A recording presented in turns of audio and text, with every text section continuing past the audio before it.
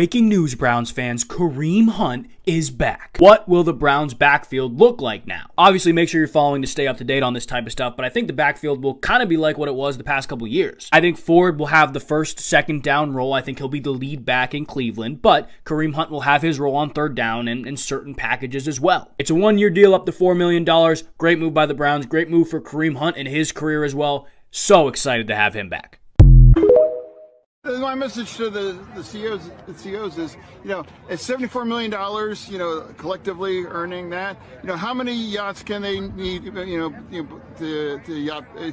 water ski behind it? It's just crazy. President Biden, meanwhile, making a bizarre claim ahead of Rosh Hashanah and adding to a growing list of such claims about his background. The headline of the New York Post reading, Biden claims to a group of rabbis that he was raised in synagogues in my state. But that doesn't track with the president's previous claims. Kayleigh McEnany is an outnumbered co-host, and she joins us now.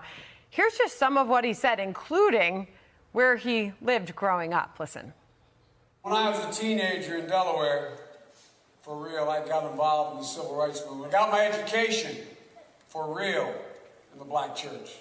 And that's not hyperbole, it's a fact. I was sort of raised in the Puerto Rican community at home. Okay, teenager in Delaware, civil rights movement. Conversation that's been occurring for years, and some historical statues like Columbus himself here at Columbus Circle on the chopping block once again. Not only that, the city council is looking to create a reparations task force. So the council's Cultural Affairs Committee will be holding a public hearing in a few hours. It is seeking legislation to remove all statues that depict a person who owned slaves, directly benefited from slavery, who participated in systemic crimes against indigenous peoples, or other crimes against humanity. This would include figures such as George Washington, Thomas Jefferson, Peter Stuyvesant, who's the Dutch governor and New York settler, and Christopher Columbus, all who have statues throughout the city.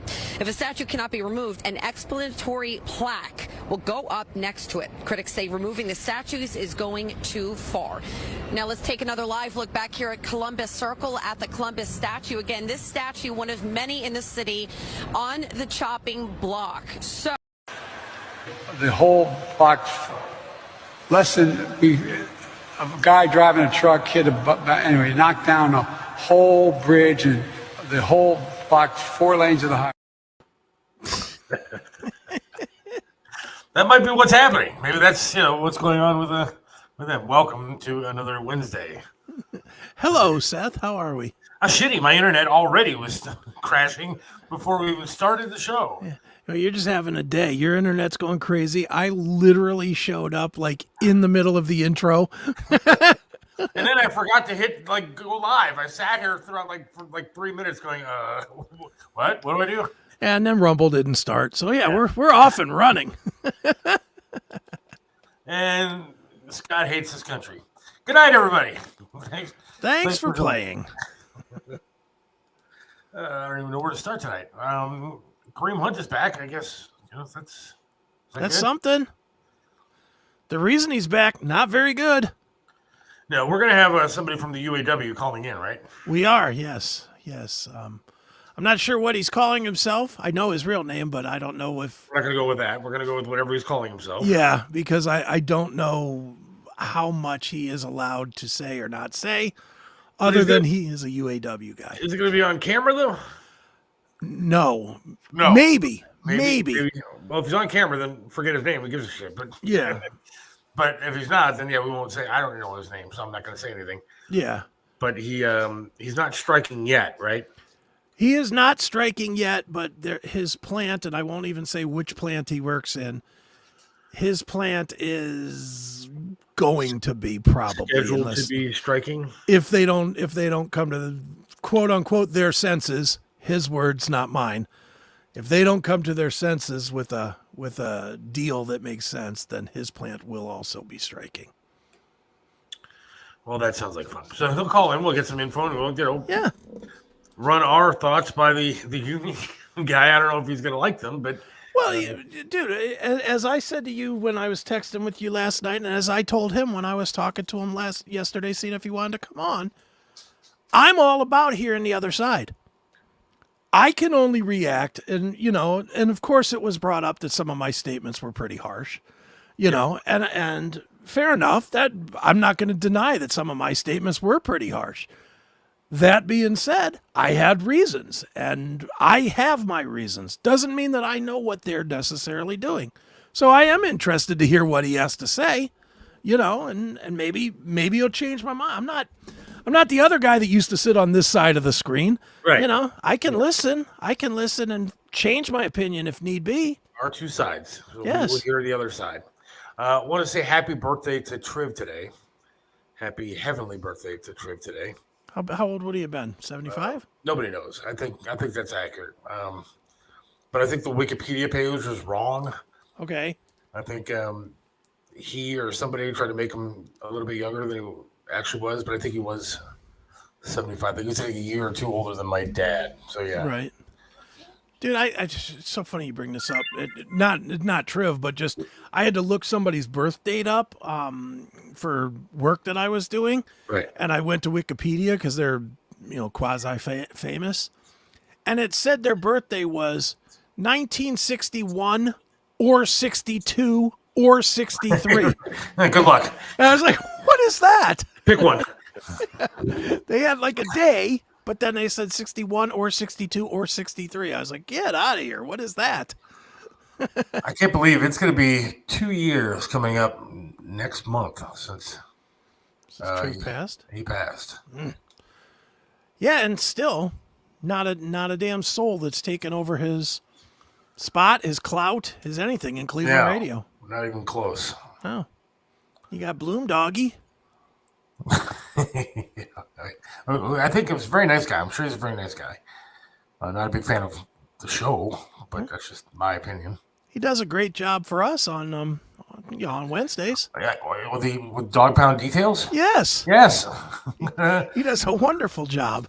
We'll have another episode of that coming up here in just a little bit, too. Yes. And then Tony Musachio is going to join us from somewhere. I think next week he's in Hawaii. Yeah. So what are the odds today that Tony is wearing the visor and he's coming straight off the 15th green? Oh, absolutely. I don't think he even knows that he was supposed to be on today. I texted him, I sent him the link, and I texted him and said, hey, I sent you the link for the show today. He goes, oh, okay. I don't think he knows that he's actually supposed to. So, yes, he'll have a visor on. He'll have his little Channel 3 coat on because I'm sure it's a little chilly on the green somewhere. Right. And he'll be in the clubhouse going. Yeah, he'll be. I'm here from the Glen Eagles, where I'm eating this wonderful bag of Doritos. Yeah. Look, they have nachos and hot dogs. It's amazing. Gourmet. Le dog le hot. So we'll see what he's doing, but I don't know. I liked Fetterman earlier. Oh, what a clown. This guy is voting in the Senate dressed like he is. Well, yeah. My message to the CEOs is, at $74 million, collectively earning that, how many yachts can they need, to water ski behind it? It's just crazy. It's very crazy. He's rocking the porn stash, which I like. Yeah, I was gonna say he's got that, Dirk Diggler. Tom Selleck mustache. I mean, Yeah. he's looking good. John Holmes or something. I didn't know how to take it today. I was kind of insulted. Bob France, I produced that show Monday through Friday. Yeah. And actually going to be helping out with his TV show coming up, which I'm excited about. Sure. But yeah, he was talking about the dress code, and we talked about it on Monday. But like, one of the first thing out of his mouth is, "Seth, what are you wearing today?" Because he's talking about Fetterman. He's talking about all he does is wear ratty hoodies and gym shorts and sneakers to the Senate to vote. Yeah. And he goes, "Seth, what are you wearing today?" I'm like, "A hoodie, gym shorts, and sneakers." Yeah. Well, you're not in the Senate, which is true. I was going to say, what are you voting on that affects 330 million people's lives?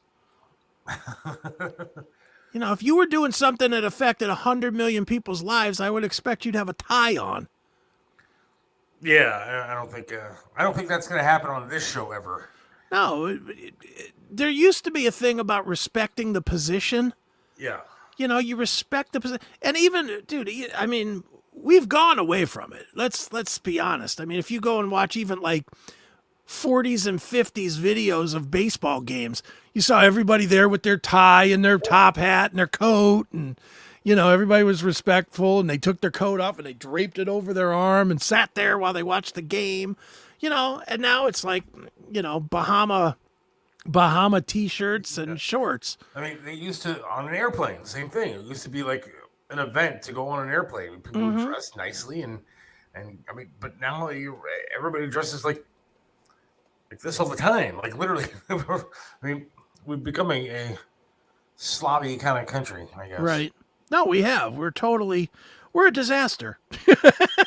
Let's just call it what we are. We are definitely a disaster, but we're a nice disaster. I'll tell you what, Seth would wear a suit for $200,000 a year plus all you can steal. Look, I would wear a suit, no doubt. If I was making, forget about $200,000 a year, but if I was making a good salary and my boss came to me and said, "Hey, look, you're coming to work, you're going to dress like you're coming to work. We want you to wear, you know, a collared shirt, a tie, pants, whatever. You're damn straight. I'm going to go ahead and do it." You know, that's not required of me now. I'm on the freaking radio. All right, don't bring him in quite yet. All right. Just there he goes. Okay, now you can bring him in if you want to. Okay, now that he's hidden himself. Yeah, he was texting me, no camera, no, and I'm like, I don't control the camera. All right, so, but yeah, I mean, if I was making, you know, and my boss, whatever kind of salary you think was respectable, and my boss said, "Hey, this is the way you got to look. This is the dress code for this building." Of course, I'm going to respect that and do that. I mean, absolutely. But like Bob pointed out today, I'm behind a microphone. I'm in radio. It's not like I'm seeing a whole bunch of people. I see the same people every day. Exactly. Now, there's clients coming in. You dress a little bit differently. Yeah. And if you know there's clients coming in, you know you're given a warning and you play the game. Now, yeah, absolutely. Now, speaking of people that make a respectable salary, yeah, and I guess are bitching about what they have to do to get it. I shouldn't say that. We have a guest on the line. We do. Who I appreciate coming on. I guess he's going to go by UAW Mike. UAW Mike, yeah. UAW Mike is on with us now, a worker for the auto union. Is that correct? Yes, I am. Now, thanks for coming on the show, first and foremost. Sure. I appreciate you That's coming no problem. on. Appreciate you joining I us. appreciate y'all having me. Absolutely. Now, we've been talking, we talked on Monday about all the demands that you guys are making as far as, I think it was like a 40% salary increase. And I don't know what else, to be honest with you, is all, you know, in the negotiations. What do you know? What are you guys actually asking for? Well, it comes down to this. They know every 4 years we're going to have contract negotiations. Okay? Back in 2008, when everybody went the Great Recession, I mean, let's be honest, it was pretty much a depression.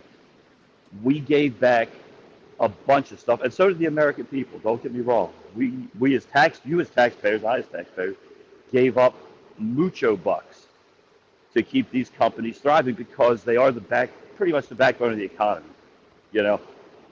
What, Mike? Real quick before you go further, what did the auto workers give up? Did you give up like guaranteed minimum salaries, or what, or did you give up asking for pay raises for X number of years? We gave up wages for until they became economically viable. Now, when they were at the table, this was all agreed upon by the parties: General Motors, the American government, and the UAW. There was threefold negotiation for that contract because the government had stake in our company then. Right. We gave up wage concessions. We took cost of living adjustments off the table too. Okay? Now that's the biggest thing we're getting at here. At this negotiations, the president of General Motors, the UAW, and the government said, okay, you're going to do this to keep your company viable. We respect that. And we as a company are going to give back these when the times start getting better. Everybody agreed. Okay. So the times start getting better. GM pays off their loan. You know, Chris, you know, you've been to my house. You were at my house on the coast. Yeah. You know, you know what it is. You know, I don't live an extravagant life. Right. Mm-hmm. But for the 4 years that you knew me, you know, since, you know, Junior was a real right. kid. I drove back and forth from Lordstown to Baltimore every 2-3 weeks, depending on how we were working, right, to keep my job with General Motors, to keep my benefits, because when I came in, it took me 8 years to get a job. So I don't ever take for granted my job. Every day I come in, I'm fascinated by what I do and why, what part it fits in the machinery. And most of us are like that. We're a union. We're a bunch of people, and we're all different. Everybody has different beliefs. But I'm still the 18-year-old kid that walked in here 37 years ago. Right. Well, okay? let me ask you this, Mike. Looking at it the way it is today, and you heard us ranting and raving last week, or earlier in the week, Monday. Yeah, I think I had to use my great union benefits to go get some blood pressure medication. Well, answer this question then. Is the reason, I mean, we're just kind of reporting on what we're hearing. Right. Are we reporting on spun news? Is the information that we had not accurate? But the information you have is accurate, and it's accurate slanted toward the company. And okay. And kind of toward the union. Now, I don't know if any of you guys have ever been in contract negotiations, but each local can present a list of demands that we would like to see in the contract. Now, some of the radicals said 32-hour week. Let's be real, it's never going to happen. We know that. What we want back most of all is the COLA, because had COLA been incorporated into our base wage, right now we wouldn't be asking for a 40% raise. That COLA adjustment from 2008 till now is what it comes up to. And you'll hear the union, oh, it's caused Mary Barrett this, or it's caused Jim Crowley that, or the guy Solanas, whoever he is. You know, he's got a house in Mexico. Listen, I'll tell you guys right now, if I'd have studied harder and the nuns would have beat more shit out of me, I would be running General Motors. Right. Okay? I didn't. I came in. I know my role in the company. I do my part. I do it to the best of my abilities. And we agreed 15 years ago that you guys, when the situation came, we would start making good on the promises you offered. Now, like I said, I don't begrudge anybody making money. This is America, and believe me, I'm a capitalist at heart. I have my own business and everything. I know that stuff. But at the same token, if you're making $15, $16 billion a year, you can't afford to raise a salary. You can't afford to bring kids. You can't afford to bring two-tier people into the fold. I find that unfathomable for one reason. These kids right now, they come in, they start at $16.67, $16.80 an hour. I'll let you guys in on something. In 1992, when I was a temporary, I was making that wage. Oh, wow. Think about that. Think about coming into the factory, sacrificing your body because you're on your feet 8, 10, 12 hours a day, 6, 7 days a week, depending on where you are and what you do. And, you know, the parts get broken. I've had 5 operations on my body. 2 on my leg. I've had carpal tunnel in both hands. My elbows are shot. You know, I agree. A lot of it's, oh, well, you know, it's bullshit. Well, it is, but you try threading wiring harnesses through, or you try hitting something 500, 600 times a day. You know, it ain't the hitting, it's the sudden stop. Right. You know, and they're making profits. And I understand their profits go to shareholders and maintenance and upkeep, et cetera. But over the past 6 years, raises for the executives have gone up by 40%. And they haven't paid you any COLA cost of living since 2008? Since 2008. So my salary's been pretty much, I would say probably $3 an hour from 2008 till now in raises that, you know, that's it. Now, did you guys get a raise? Have you raised your cost from 2008 till now? Yeah. No, I have not gotten a raise, to be honest with you. And you know, I hate to tell you, but cost of living goes up for everybody, and you guys are lucky that you have a union, I guess, that backs you up. But for the average person, no, it really doesn't work that way, and the cost of living does go up for those CEOs too. I mean, I hate to tell you. I know it sucks. I'm sure buying a Ferrari, goddamn, you buy a Ferrari, the prices jump exponentially. Sure. Okay, that may sound shitty to you and I agree with you that it does sound shitty. But again, like you mentioned, I did not spend a whole lot of time in college preparing to be a CEO to be able to buy a Ferrari, and so that does suck. But also to run a company, their costs go up when it comes to parts, when it comes to everything involved in making a vehicle. I would agree with that. I would agree with that. As well as their electricity for the plants, as well as everything that goes into making those things work. So their shit goes up. They're not going to go. They're not in business to take a loss. You're 1,000% right. However, did you hear what I just said? They made billions in profits. That's not a loss, dude. That's after paying all the shit. That's after paying me. That's the expenses. That's profit. You understand? You understand the kind of economics? That's profit. That's after everything. I've never worked for a broke person ever. I mean, I've worked for companies that are billionaires, and I understand what it's like to be the small guy on the totem pole, and it sucks. But maybe I should have done better with my life. Well, that's true. You could have, I guess. I don't know. Well, let me ask this question, and I'm coming from a place that I don't fully understand then what you guys are asking for. Are you asking for simply a COLA balance, or are you asking for some semblance of a profit sharing to stabilize what you guys should get versus what the CEOs are getting? We're asking for the raise or a raise. It's not going to be 40%. Look, we all know negotiations and how they go. We're asking for a raise plus the COLA. You know what I mean? We have a profit sharing plan here. When the company does good, we all do good. And, it's my job to promote my products. Mm-hmm. So go out and buy a Chevy Traverse or a Buick Enclave and keep me working. Right. You know what I mean? And Chris, I drive Chevys and GMCs. I drive them all. But at the end here, what we have to do is there's got to be some semblance here. You have kids coming in here, and like me, it took me 8 years to get a job. You got these kids on a track for 6, 7 years in progression to get to a wage that will never be as high as mine. They're starting at $16.66, and they're topping out at $25. All right, so let me just read what I'm looking at here as far as the demands go. Sure. 40% pay hike, a 32-hour work week, and an end to tiered wage structure that pays newer workers less. Now, newer workers, I mean, there is such a thing as an entry-level job, and newer workers should get paid less than somebody that's been here like yourself for 37 years. I agree. What's unfair about a tiered wage system? The length.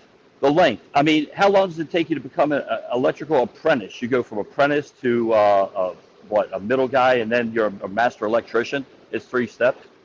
Your pay goes up each step. By the time you're a master electrician, should these kids go through the same thing I went through for 8 years to get this job and top out at $25 an hour? Think about that. That's the reality. You're talking $8 over 8 years, $1 a year to get to $25 an hour. Hell, dude, I could go to Chick-fil-A, make more money, and become a manager and have off every Sunday. Right. And I get free chicken. Holy hell. Well, dude, so now I'm like more lost than before you came on. Are you saying not, and by you I mean the union?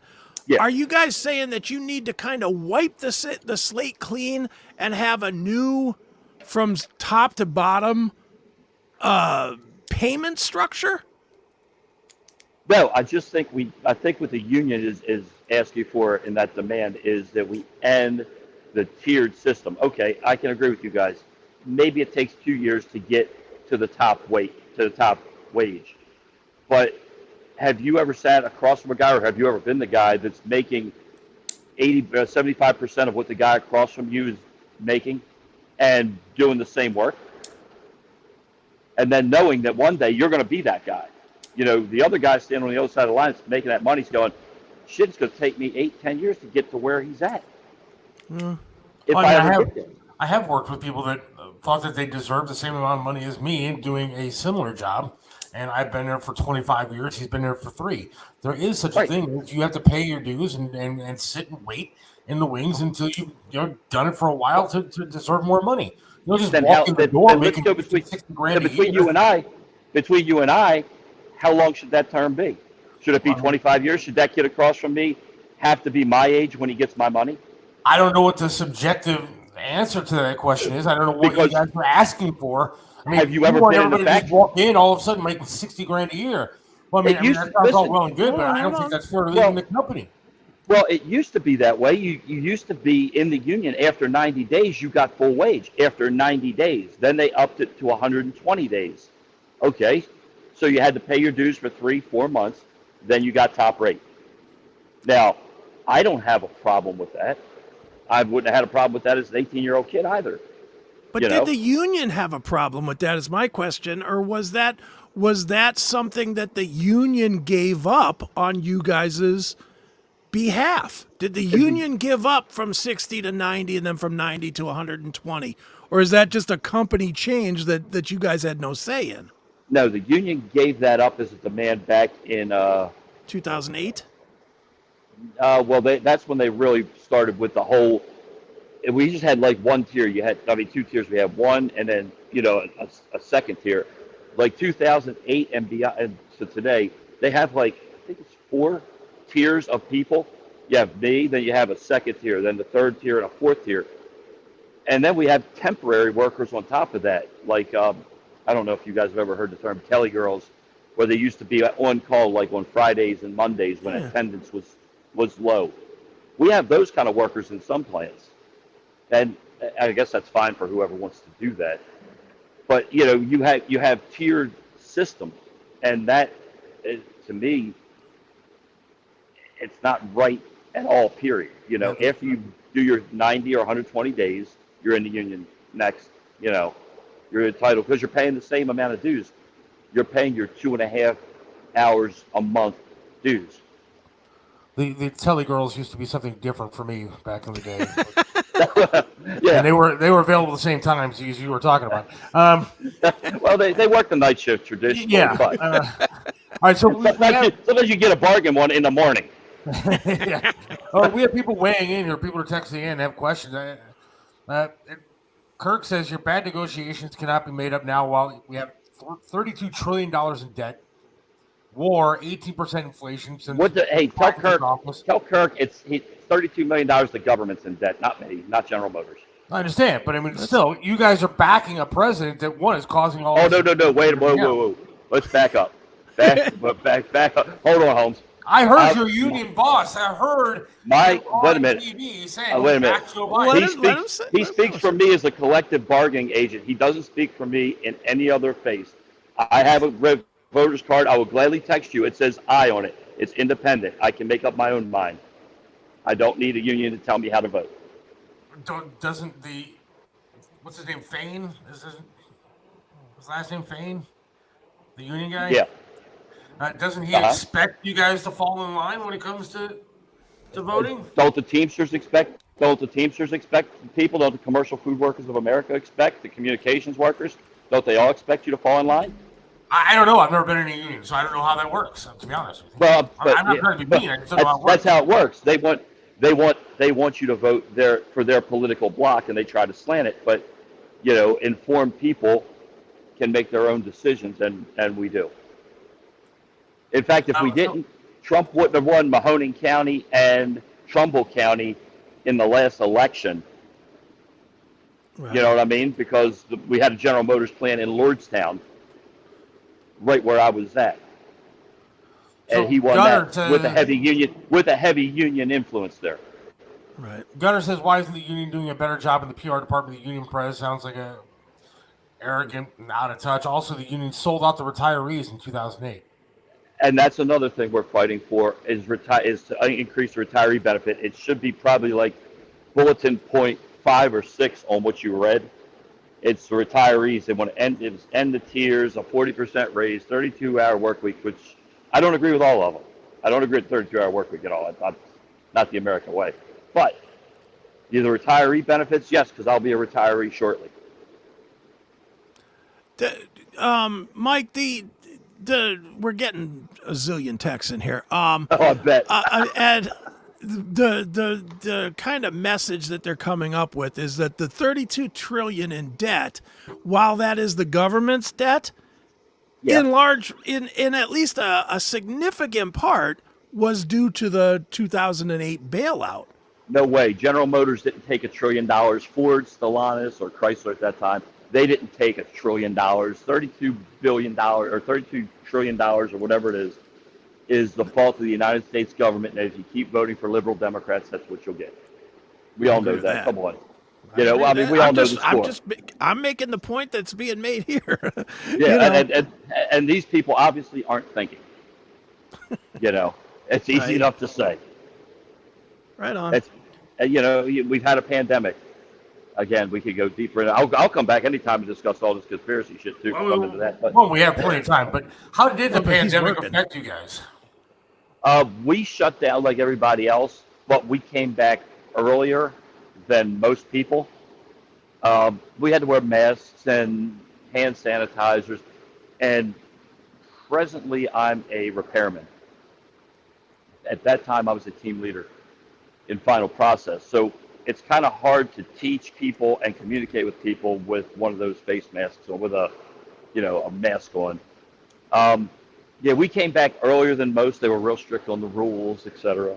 Nobody wanted to touch the tools somebody else touched and all that stuff. Oh, Jesus. What you all dealt with, multiply that by 2. You went to the grocery store, times that by 2. If you took off your mask, holy shit, somebody wanted to rat you out. Jesus. It's a nightmare. And we're in here, and think of this now, we're in here for 8 to 10 hours a day, 6 days a week. So it's a lot of frustration, a lot of tired, and you multiply that with a pandemic, holy shit. Right.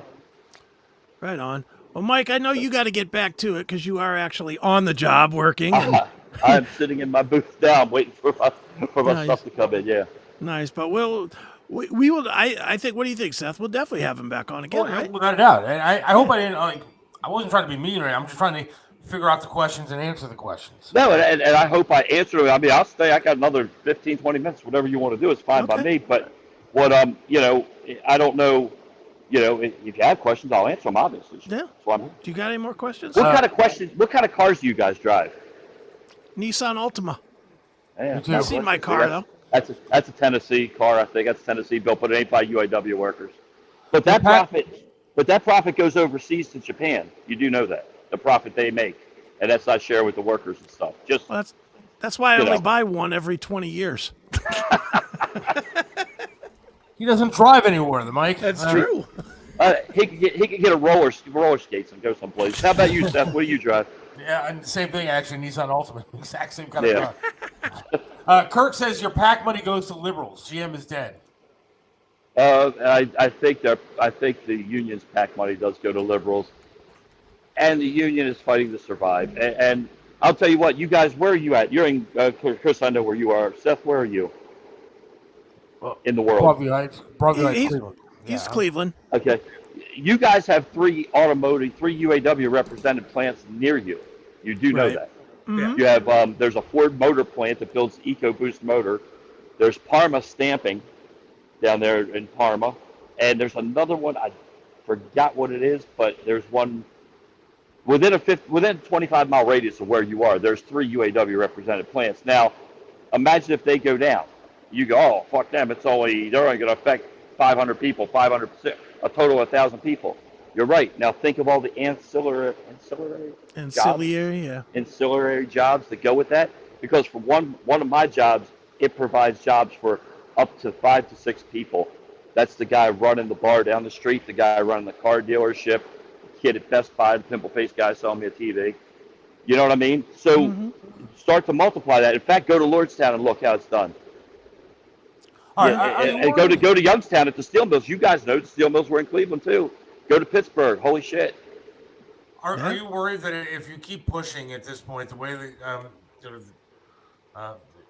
leader is doing, the president is doing of the union, if he keeps pushing, that you guys could be replaced. I mean, we're talking AI is now going to be taking over as many jobs as they could possibly take over. Yeah. And then you got people that would easily come in with the economy the way that it is and want to make $17, $18, $20 an hour and learn how to do the jobs you guys are doing. I mean, are you worried about something like that?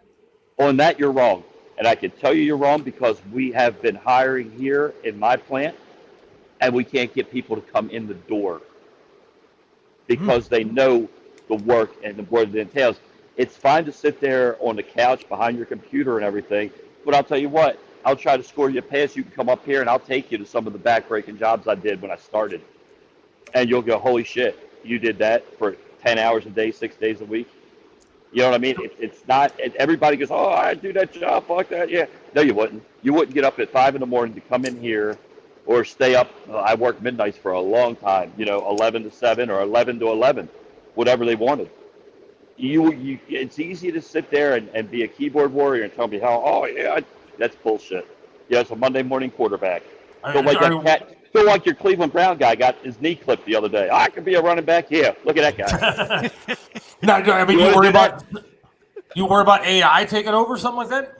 No, because I see the robot. I see what robotics have done in General Motors, and all they did is give me better jobs because they screw up so much shit that I have to fix. What do you think a car is going to cost now if you guys get what you want? If you guys get raised to 40%. They're going to blame that on me no matter what. If this contract would have went through on the same day, they're going to blame it on the greedy union. Here's the sad reality of it. Since 2019, the last contract, the average car price, hold on, I had it right here at my fingertips, has gone up 34%. 34% has the average car price has gone up, new car price, okay? Right. Now, I didn't get a raise. Think of what I'm telling you. Yeah. I didn't get a raise. How in the fuck can they justify that? The costs are the same. Okay, yeah, we paid more for a dashboard, but guess what? Mike's labor's the same. Joe's labor's the same. Phil's labor's the same. Yeah. How do they justify it? They're making billions. Who are they taking the money from? I'm not getting that money. I'm not seeing it. I'm seeing it in a profit-sharing check. I'll give you that. Okay. I'll see it a little bit in a profit-sharing check. I'll give you that. I'll give you that. I'll give you a profit-sharing check.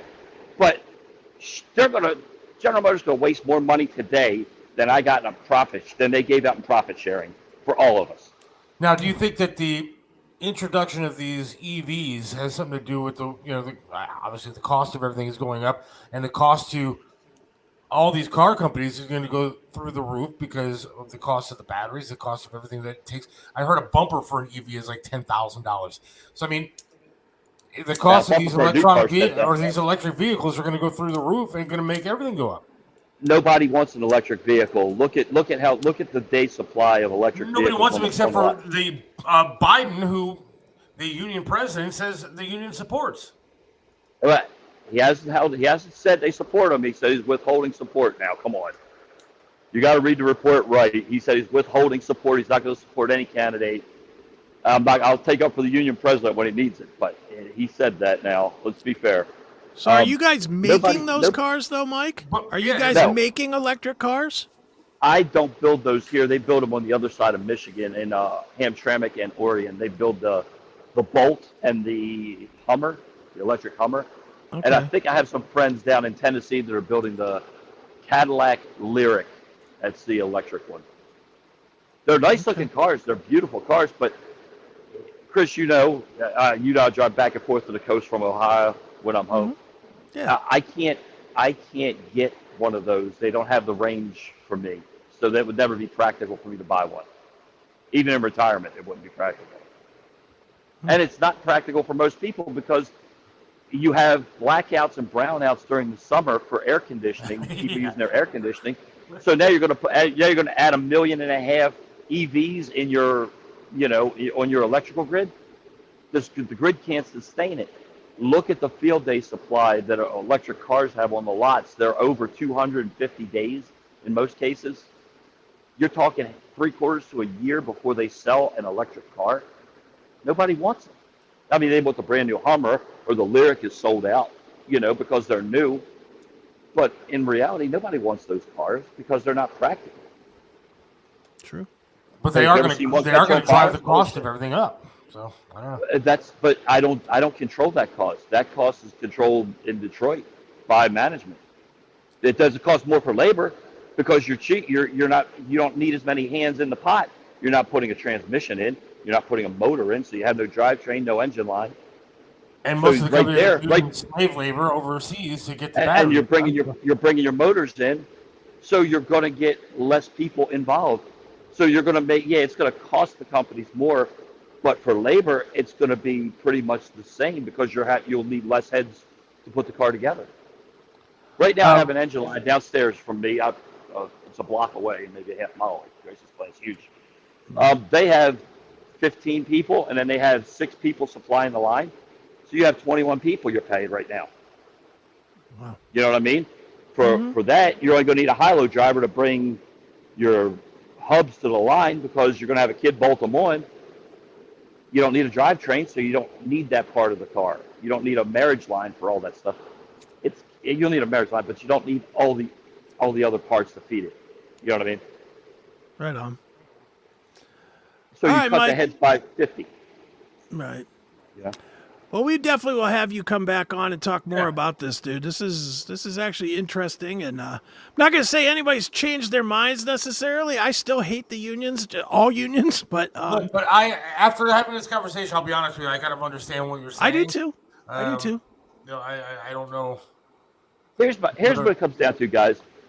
The cost of the car, and you've listened to me, and I'll just say this so everybody at home can let it sink in their head. Sure. The cost of a car has gone up. My labor, the price they're paying me has not gone up. Think about that. I haven't gotten a raise in 15 years. Their labor has been stagnant. It hasn't increased. So who's making the money? Because it ain't the guy busting his ass on the line, and they're paying 2-tier people who are probably 45% to 55%, and their numbers are climbing because we're retiring.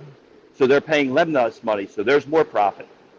Well, I mean, let's be honest. I mean, what they're going to probably try to do is wait you guys out and get rid of you older guys that are still working, and then bring in.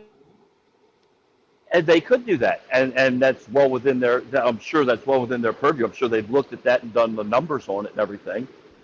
But at what cost? Here's something. I make a truck that costs an average retail price of $47,000. I can't afford that truck making my money.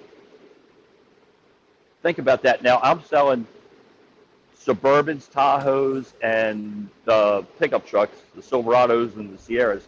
Those trucks cost $75,000 to $80,000 average price. Right. Who's buying them? Yeah. No, you're right. And the labor's cost is, and that guy makes the same wage I do here. So when you can't buy, this totally violates Henry Ford's principle. He paid them $5 a day so they could buy the thing they make. Now, I'm lucky because I can eke out one if I wanted to, but I have other circumstances, and Chris, renting a mortgage from here to there, and it's a whole bunch of other stuff that goes on. But the kid that's starting out at $16 or $17 an hour can't afford one of these because he can barely afford an apartment. Right. And Christ, don't let him get sick because he doesn't have medical. Yeah. No, you know what I mean? So there's a lot of nuances. It's like I said, it's easy to sit and be an armchair quarterback, but until you come in here and walk the mile in these those work boots, right? Chris, you know what I'm talking about, right? Exactly. So, but I'll come back anytime. I've had a blast, guys. Okay, well we'll have you back on, man. No problem. All right, I'll talk to you soon, Chris. All right, bro. Take care. See you guys. That's it. Bye. There's no place like home. There's no place like home. And whether it's furniture, artwork, home accessories, appliances, or that one-of-a-kind collectible, Yellow Brick Road Online Auctions allows you to find everything you need from the comfort of your own home. The owner of Yellow Brick Road Auctions has been conducting online estate auctions for over 8 years by providing homeowners with a stress-free process to liquidate all items that have accumulated over the years. I'm Melissa Mendici, owner of Yellow Brick Road Auctions. Log on today to find your heart's desire.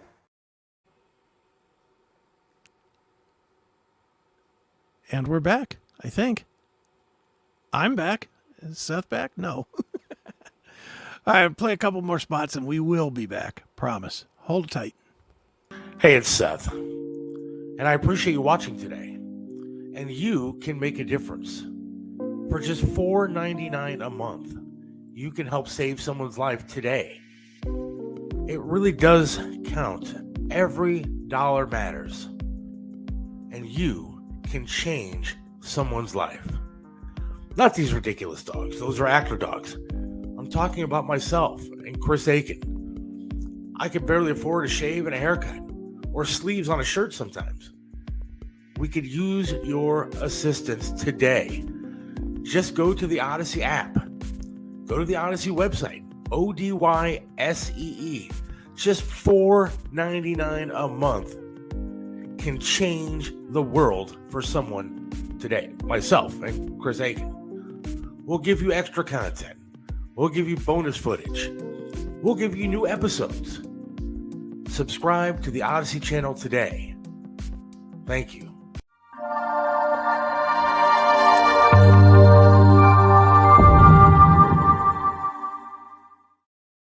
Hey everybody, it's Don Dockin. When I'm feeling nostalgic, I always go to Pinball PA. You gotta go check it out. It's a lot of fun. Stop what you're doing and start making memories at Pinball PA, located at 2284 Broadhead Road, Suite 10B in Aliquippa, Pennsylvania.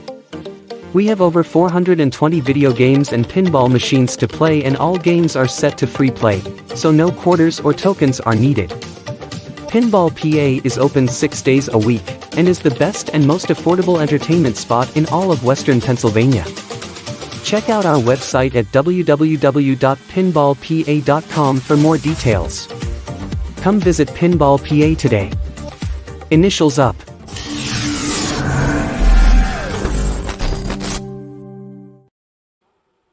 Right back here, the Seth Williams Show with Chris Aiken. I thought he was good. Yeah, it was good. I mean, that was definitely learned stuff that we didn't know. So there we go. Yeah. I mean, I learned that my internet still is shitty, and I'm bouncing back and forth from 2 different internets in my house, and it's just unbelievable. Yeah, but still, I mean, there was a lot of stuff that, I mean, it does take no raise in 15 years. That is shitty. I mean, yeah, I mean, that's crazy. That's crazy talk there. I don't work for Ford, but I work in the plant, and it's amazing what these guys are put through. They deserve everything they're asking for, except in a shorter week. I mean, come on. Everybody wants a shorter week. Even teachers now want a shorter freaking work week and everything. I mean, come on. Right. Enough is enough. Mm-hmm. No, I agree. Day in, day out, they work. They're not thanked for their job, and it's a soul-sucking hellhole. They need to get paid. Look, there's a lot of people that aren't paid or aren't thanked every time you go into freaking work, all right? Well, I did that for 25 years, where 90% of the time, 95% of the time we walked out of the building, nobody said, hey, thanks. Yeah, most times they don't. Let's be honest. Most times they do not. I will say, though, today I got a thank you from at my job, so that was nice. Right. But I'm not saying I've changed my mind. I still think that, you sign up for a job, you take the job, and that's what you do. But if they did give things up back in the day and they were promised that they were going to get them back and didn't, I guess that's kind of shitty. I haven't seen, I don't know their contracts. I don't know their deal. Yeah, well, and I mean, that's kind of my thing is I was unaware of the fact that they had given stuff up for the benefit of keeping the company alive, with the promise that it would be once everything stabilized, that it would be fixed. And then they didn't get fixed. And that does put a different spin on things. There's been 15 years. It's been probably 12 since the economics stabilized, and they haven't gotten dick. They should definitely be compensated for that. I agree with that. And Kirk says if they spent time fixing the unions and union corruption, better off. I mean, that's probably true. I'm sure there's a lot of corruption that goes on in those unions. I get it. I don't know if you necessarily blame the worker, though, for some of the shit that goes on in the unions. That union leader seems like a scummy guy. I don't know him, obviously, but from what I see on TV, you get kind of like the what are you doing? Kind of. He's in training to be a politician. Yeah, apparently. That's what they all are. They're all fucking scummy, dude. Every one of them. When people get into positions of real power, they end up becoming shitheads. I mean, everybody wants a cost of living, adjustment to their wages. Not everybody gets it, and that sucks. I mean, believe me, if there was a cost of living adjustment for my wages, I would not be making what I'm making. Yeah. But there should be a cost of living adjustment to what things cost. I mean, come on, man, everything is so damn expensive. You got to even stuff out somehow. I don't know how you do it. Well, you start by not continually giving our money away, our tax money, so that we're further and further in debt. Why in the shit is this dumbass president giving $6 billion on top of bodies in a bodies for bodies trade? Just 2 days ago or whatever. Well, I mean, they've given $130 billion to Ukraine. For nothing. Zelensky's coming over here asking for more money. Yeah, they ought to throw his ass right back out of the country. Get out of here. You know why that's happening? I mean, it doesn't take a genius to figure this one out, because that administration is getting kickbacks from all the shit that they did for him, in the past. Yeah. What's going on. Again, you don't need to be a rocket scientist to figure out that Biden is a scumbag and corrupt as hell and has given all this money and then funneling back over here to him and his family. Mm-hmm. Yeah. Yeah, there's no question on why it's happening, but it's enraging. It's enraging every time I see it. I mean, as somebody that served, of course I want to get our guys home. I'm going to the Iran thing. Was that Iran? Yes. I'm going to the Iran thing, not the Ukraine, but of course I want, like every other person that loves America, you want your guys to come home. I don't even know what the deal was with the 5 Iranians that we were holding versus the 6 that they were holding. But there's no reason to be giving $6 billion more of our dollars on top of it. We don't negotiate with terrorists, number one. And two, $6 billion. Yeah, and then they say, well, that's the deal we worked out. I thought we didn't make deals. Right, and then he says, well, they're going to use it for humanitarian reasons. Yeah. The president of Iran says, no, we're going to use it for whatever we want to use it for. I mean, come on. I mean, this administration is a joke. It is. I said from the very beginning of this Ukraine thing, and I took a lot of shit for it from people that I'm friends with and everything, that what the hell are we doing? Sending money over there like this. It's our money that's going over there. And now that it's working again, it's really my money that's going over there. Yeah, and no offense. I'm sick and tired of it. I mean, go fight your own war. You don't need us. Yeah, and no offense to them, but I don't care if they live or die. Well, I'm not going to go that far. I do. I'm going to go that far. I'm absolutely going to go that far. Do you be honest? Stop with what you're supposed to say, and let's get into the reality of it. Do you really care what goes on in another part of the world that you're never going to know the answer for? Well, I mean, they could say the same thing about people in California. I don't care if California falls off in the ocean. And you do say that. So, that's the point. If we were shoveling billions and trillions of dollars to California, you'd be every bit as much of. But don't give a shit what happens. The billions of dollars that we've sent over to whether it's Iran or Ukraine or whatever could have built a friggin' wall and sealed off the border on the southern border where people are coming through and bringing over drugs and murders and everything else. Yeah. The money could be spent here. Dude, and maybe we wouldn't have the inflation that we have. Maybe we could pay people that need to get paid. Yeah, well, I agree. And here I go. I'm a big conspiracy guy. Who's to say some of that money that we're shuffling off to all these other people isn't what was used to find a way to infiltrate that plane and steal it? The $80 billion plane that we lost. Missing? The missing plane. Get out of here. The missing plane. Let me tell you, I was in the military. You didn't lose a bullet. The arms room had to account for every stupid bullet that was in the arms room. You know, if they had 11,000 bullets, if they had 11,031 bullets, somebody would come and check on a dime and count all 11,031 bullets. But now we're losing $80 billion planes? Get out of here. There's some real... How do you lose a plane? I mean, honestly, how do you lose a plane? Actually, the $6 billion was theirs. We just had it froze. So what? You don't give it to them. Yeah. We don't negotiate with terrorists. Why are we giving them anything? And I don't know how you lose a plane. Hey, where'd it go? You know, I can halfway see pre 9/11 that you could lose a plane. But after 9/11, we got all this stupid nonsense to transponders that you could control from anywhere and this and that. That's on a regular plane. On a plane that has most of our military technology on it, I got to imagine that there's more technology to make sure you don't lose the plane. Dude, you've seen the same videos I have. They can shoot a missile inside a mouse hole from 300 miles away. Right. But they can't keep track of a plane that is built to be one of our military's finest pieces of weaponry. Really? Dude, try being in the military and saying, I lost my weapon. 45. If you tried to be in the military and said that you lost your 45, if you were carrying a 45, you're in jail for that, my friend. You're not getting a yelling at, a good scolding. You're going to jail for that. But these assholes somehow can lose an 80 billion with a B dollar plane. Get out of here. Someone helped in getting that plane gone. And the headline is "Questions Mount After Jet Went Missing." Really? Questions? Yeah, like where the hell is it? Where'd it go? And why can't we track it? That story is the most crazy story to me. And of course, it's getting no love from the media. Well, now they say there was a debris field found. Yeah, bullshit. That's what you know what?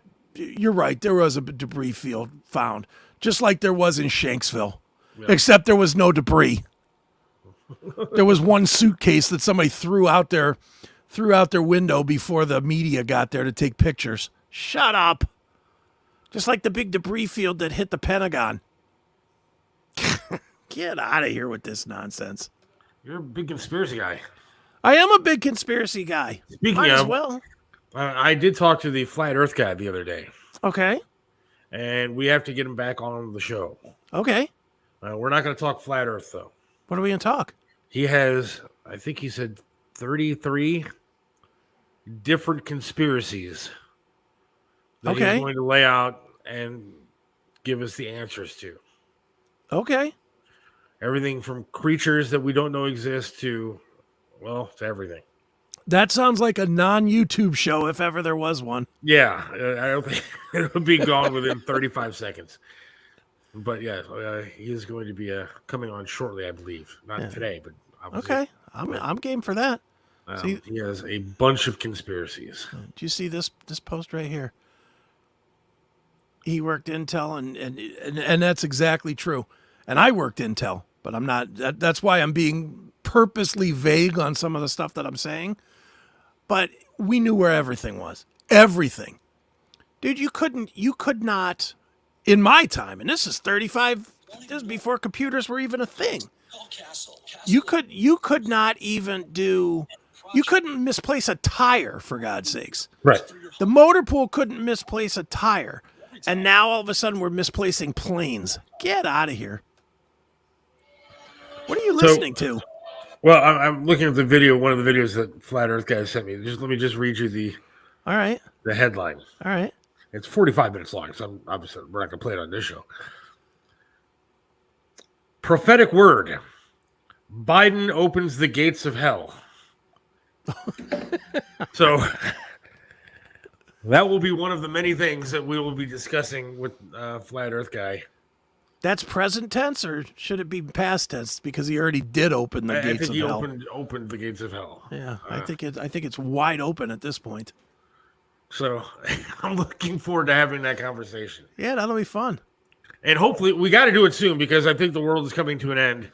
According to, you better scoop it up for Monday because we might not make it the next Wednesday. Yeah, according to Pastor Michael, Flat Earth guy, we may not make it until next week. So we're going to have to get this interview in quickly. Yes, quick. And then get on your knees and start praying because I think the end of the world is coming. Yeah, well, it wouldn't shock me. All right, we got Tony Musachio coming up a little bit. I want to talk about Browns, and I want to play our dog pound details before we get into Tony. Okay. Should we take a break? No, we'll take a break after Tony. Yeah. So the Browns, if you missed it, Kareem Hunt is back. 1 year, $4 million. Yeah, that's not a bad signing. It's too bad that he had to come back, but if you were him, would you have come back? I would have taken more money than $4 million. I would have held the Browns hostage. I would have too. I would have. But do you think he's coming back maybe as a gesture towards his friend Nick Chubb and saying, "Hey, look, I'm going to come back and help these guys out." Blah blah blah blah blah. I'm going to be honest. I hope that's not the reason. I hope that isn't the reason. I hope the reason is that this guy wants more than anything to prove that he could still be a starting back in the league, and he's taking $4 million, banking on himself to be able to get $10 million next year, and not have to be a free agent that didn't get picked up by anybody after a shitty year last year with the Browns.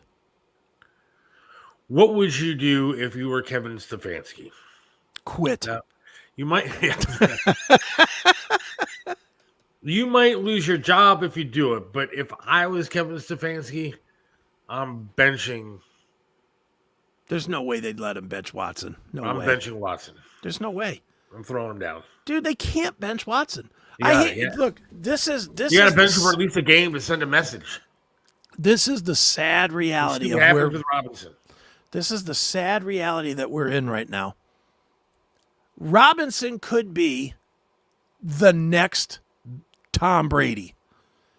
And if you bring him in to be the next Tom Brady, you quite literally have to fire Stefanski, Van Pelt, Barry, the other guy, all the way up to the top, because they have banked the entire future of the team on Watson.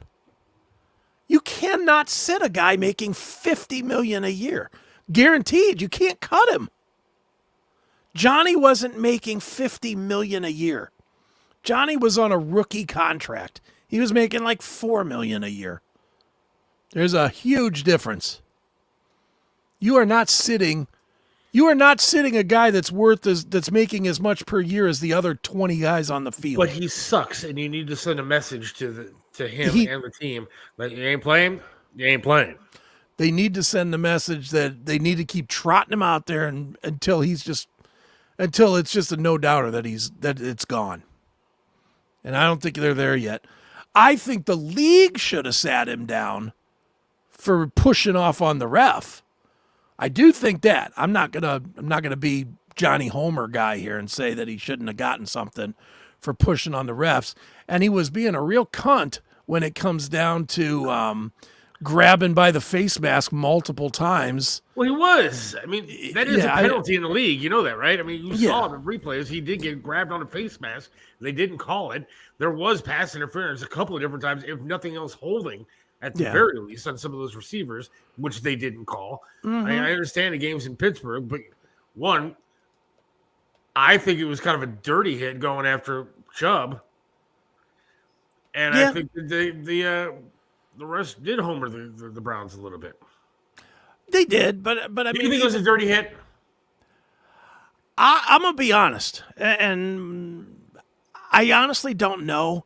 Neither do I. It was so fast that to be a dirty hit, even if it was a dirty hit, I don't think that was the intention. I think the intention might have been a dirty hit, but definitely not a end the guy's career hit. You know, and it was fast. It was such a fast play. They're trained now not to go high because, one, you can't tackle anybody that way, and two, you hit somebody in the head and you're going to be gone forever. But so you're trained to go low now. And I think that, it was wrong place, wrong time for Chubb, and that sucks. But I have to be honest, I have not seen it. You didn't? No, I can't watch it. I know where it is. I know it's out there. I just can't. I've seen the picture of his knee 45 degreed the wrong way. I was going to play it tonight on the show, but I decided that maybe that might be a bad move. I don't know. I can't watch it. I really can't. I mean, if I played it, would you watch it? No, I won't. I don't want to see it. Dude, I've had my own sets of pain in my life. I don't need to live somebody else's. I don't know, dude. And maybe it's just me. Are you one of those guys that, like, when you see something like that you actually feel it? Yeah, I mean, and I get the chills all throughout and everything else. Yeah, I do too. I'm the same way. Like when I see people falling too. When I see people like the 9/11 people jumping out the buildings and stuff, I totally get that feeling like I'm falling too. It's like, ugh. So you wouldn't watch it if I played it? No. Okay, well, I'm not gonna play it. No, I'm not, I don't want to watch it. It was brutal. I mean, it was really that bad. People are posting it all over Facebook. I've seen the still. I mean, I've seen the still of his knee, and that makes me just like, ugh. That's too much for me too. And I had I was in a text thread and it popped in, and I just like pushed it right off the screen. And I'll give it to the Pittsburgh fans. Yeah. They were very classy in the way that they reacted to it. Now, Dan Patrick said that ESPN should have rerun it because ESPN did not rerun the injury. Dan Patrick said they should have rerun it because it's a way to get people to talk, to decide for themselves whether it was a dirty hit or not. Please. And so I don't know whether I agree with that or not. Dan Patrick's a douche. Look, it's not like it's not out there. Anybody who wants to see it can see it. Anybody who has Twitter can see it. It's dude, the first reports, did I send you that first report where they said that he might have to have his leg amputated? Yeah. I was like, whoa. I mean, if that was the case, he would have bled out on the field. Not necessarily. If he burst an artery, it might not have burst the skin. Could have just blew up his leg. And then by the time they got him back, they could stick it and bleed it out or something or whatever they do. I don't know. I don't know anything about anything. I just know I just was like, nope, not going to watch it. So let's see here. Brian says, play it, pussies. I'm the first one to admit that I am a pussy when it comes to that stuff. I'm going to play it. If you don't want to see it, turn it off. You can play it if you want to. I don't care. I'm just not going to watch it. If people don't want to see it, turn away. I'm not going to watch it. Terrible lesión.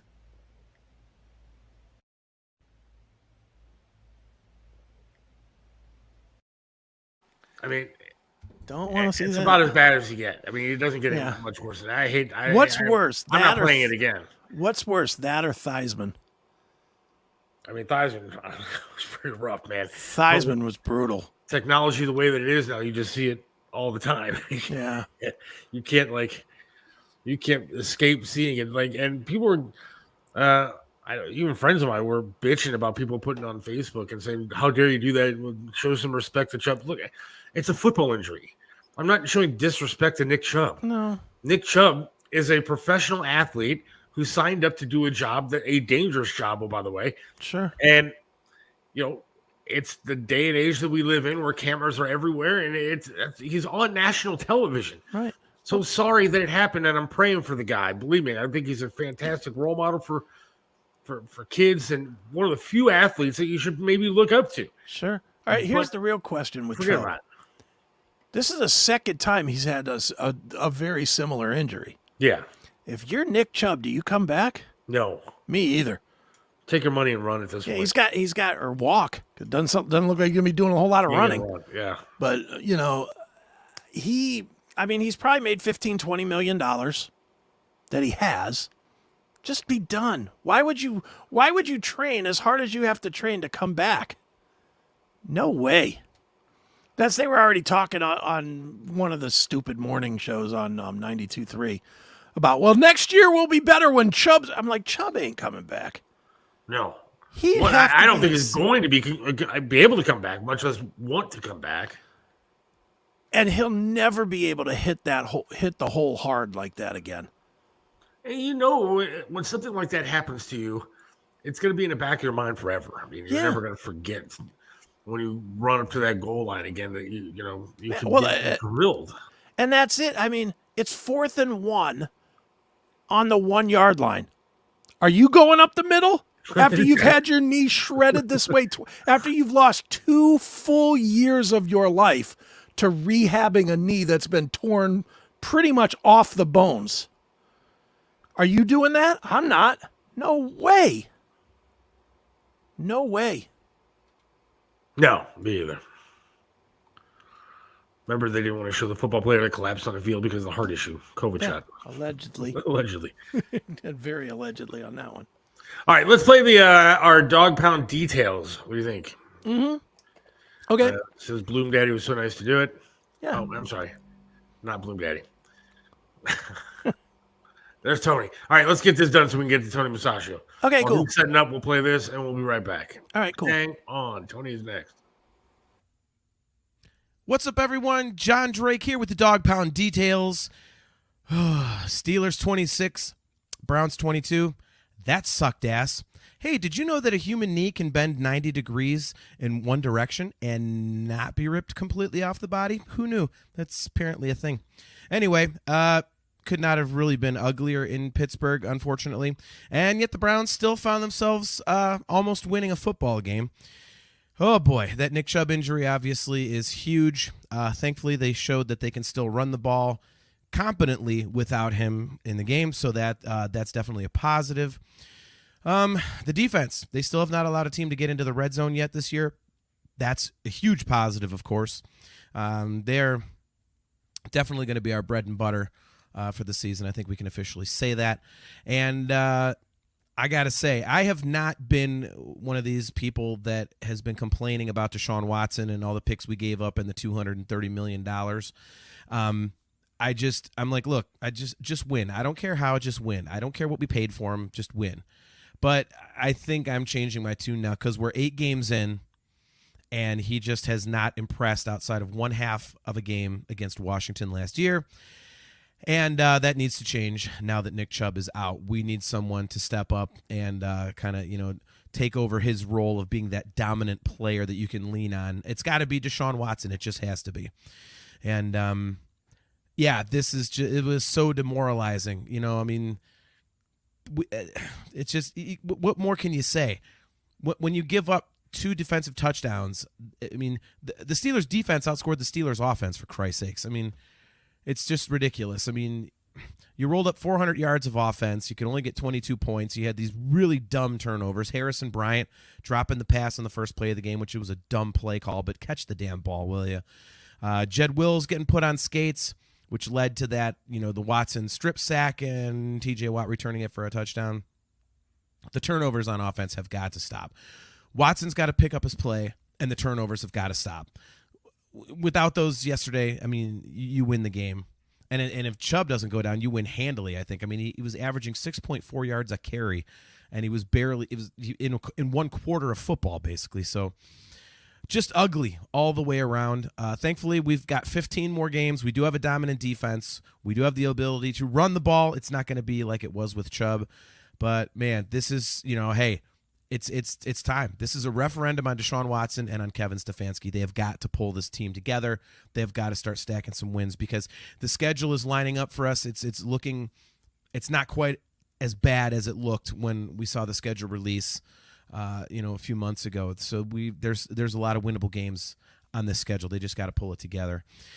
Of course, this week coming up on Sunday, we have got the Tennessee Titans. And again, it's a team on paper that we are more talented than. But they are a very well-coached team, and they are extremely tough with Mike Vrabel. Thankfully, their offense is pretty much hot garbage outside of Derrick Henry. Ryan Tannehill has been an unmitigated disaster this year. So you're hoping that the defense can feast again and that the offense finally gets its legs underneath it and puts some serious drives together and a lot of points. And it's just so important for them to come back this week and actually just have a solid game. You don't want to see that Nick Chubb hangover. You've got to see them be mentally tougher than that. And unfortunately, under Stefanski, that's not something that they've displayed. So it's time to change that. It's time to change the narrative. It's time to go out there and beat an inferior opponent at home. Get yourself to 2-1 going into a divisional game against Baltimore. They just have to get it done. No more excuses, as I've said, on the show previously. I'm tired of excuses. I get it that Nick Chubb is your best player. He's one of the best players in the NFL. Losing him is a huge blow, but they've got to win this game. I don't care. I'm still expecting 11 wins out of them this year, or else I'm going to be pissed. I'm sick and tired of all these other teams pulling off wins under dire circumstances, whereas we just go into a shell. I'm tired of it, and I'm not going to accept it. You've got more than enough talent to win these games, and it's about time to start going out there and doing it. So, got to go out there and beat the Tennessee Titans this week, and I'm hoping that they will. I'm hoping that they show some fortitude and some strength and get the offense turned around and get themselves back in the win column against a quality AFC opponent. One you are better than. So, as always, guys, go Browns. Hoo, hoo! Right back here on the Seth Williams Show with Chris Aiken. Even the biggest homer in the history of the Browns, he's like depressed. Yeah, so my prediction is 6 games unless this showing is good. Yeah, absolutely. Tom says Browns still not proving anything to make us love them. Absolutely correct.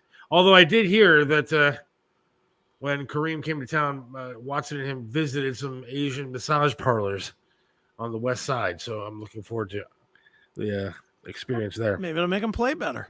Yeah. Now they're both relaxed and ready to go. That's right. That's where we should send Tony one day, a massage parlor.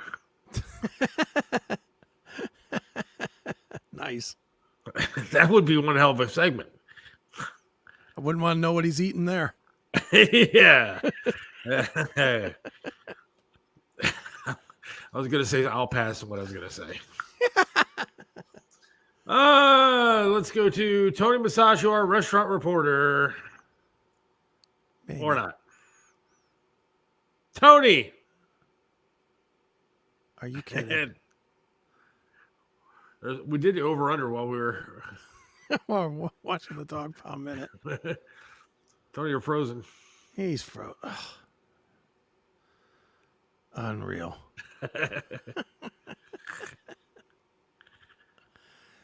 He's hosed. He can't even hear us. No. Tony! He may not know he's froze. I'm going to boot him. I'll kick him. That way he knows. That way he at least knows that he's frozen. We can get him back, maybe. All right, that's what? Do we count that as one? Well, it was 6 times like when he was in the green room area. Yeah. So that would be 7. 7. Okay. Let's try it again. Tony! Tony? Seth, how are you? Good, how are you? Good. Actually, I have a girl actually videoing this right now. Do you see me now? See your hand. Okay. You see her? They see your hand, Odd. Hold on 1 second. It's a great looking Welcome. hand. It's a great looking hand they said. Okay, there we go. I love you guys. Where are you at, So Tony? welcome. I am at Edwin's, located in Shaker Square. They've been around. John Town is my friend. John, how long has Edwin's been We're in just short of existence? 10 years. November 1st will be our 10-year anniversary. So Brandon Krastowski, I've known him for years. He actually worked with Zach Brule many years ago before he started this restaurant. And he got in trouble many years ago, and he had an option to help out, and I'm sure you've heard this story, where he helps out people that have been incarcerated, who have misdemeanors, who have felonies, and he gives them a second chance in the hospitality industry. Right. And this is where it all happened. So he has classes where he goes into the jails and he actually gets people out. John, I'll let you explain that on how this works and how the classes assemble here every week throughout the year. John, go ahead. So what we do is we kind of help people who are looking for a second chance, a second opportunity. So we work very closely with the local prisons and actually national prisons. We have a curriculum here. It's a 6-month curriculum based on the culinary and hospitality. So we go in and we teach people how to work in the restaurant, whether they're coming home from prison or have been home for a little bit. This restaurant here is our training center. So they come in, they're thrown through kind of a 2-week boot camp where they kind of learn everything from the menu to serve safe, the nitty-gritty stuff. Some would call it the boring stuff, but it's the important stuff. It's really cool. After those 2 weeks, they get kind of split up and they go on the floor here. You know, from week 2 to week 26, they're here in the restaurant, serving tables, cooking all your food. They do a little bit of everything with the end goal of giving them a skill set so they can leave here and go out and get a job somewhere else in the industry and be productive and do something with their lives and, really start a true career. And what's cool about it, guys, is you can see it's white tablecloth, so it's fine dining.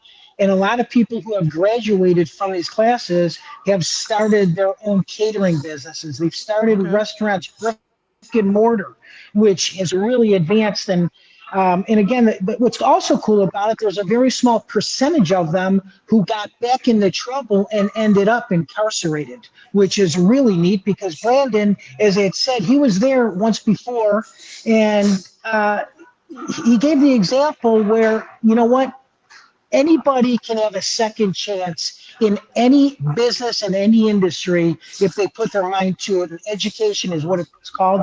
Ed wins, which is education wins. Right. Is the goal always to have them learn and leave, or is part of the goal to find quality people to stay and build their career right there at the restaurant? It's a great question. Go ahead, John. It's actually a little bit of both. So our goal right now is that our restaurant and all our operations are graduate-led. So not only do we have the restaurant here, we have a butcher shop, a bakery, and a second restaurant here at Shaker Square called Edwin's too. And 80% of that is graduate run right now. So our graduates do run our businesses and make it happen. And Brandon's on the phone. I'm bringing him upstairs right now. Brandon, come on up. We're on the podcast. Come on up. You hear me? Oh, I need you sooner than that. Come on upstairs. Bye. Bye. So what kind of food is served there? Yes. So we do fine dining French cuisine. So you can see some of it in front of you. We have a lobster bisque. Behind us here, we have a beautiful cheese board. This is cool. Escargot, duck. We really try and teach to the classics of French cuisine and really elevate it. We want our students to learn not just the basic level. They're not here making grilled cheese sandwiches. They're here working with some of the best products in the city and doing some really, really cool, fun things. And Chris and Seth, this isn't your Velveeta or Cheese Whiz that's on this table right here. Okay, Seth? You'd have to try it. Seth, I know you don't like to experiment, but there are some cool cheeses here, whether it be like a blue cheese, is this right here? That soft cheese right there. A brie?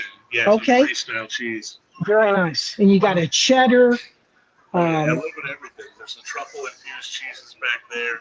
Beautiful wash rind cheeses. So anything you'd ever want, we have. So what's cool about it is you can see the plate. I've only had Swiss and American, and usually it's attached to a burger. So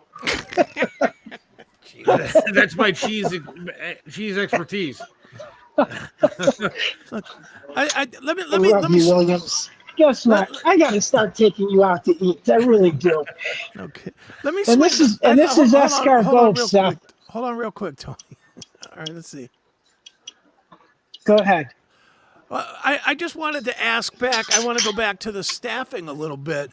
When you bring people in, do you bring them in with like a specific job as do you bring somebody in to learn how to be a chef, or to learn how to handle, I don't know, salads, or to make cheeses or wines, or to be a butcher? Or do you teach everybody all the different skills and then let them settle into what they do the best out of that?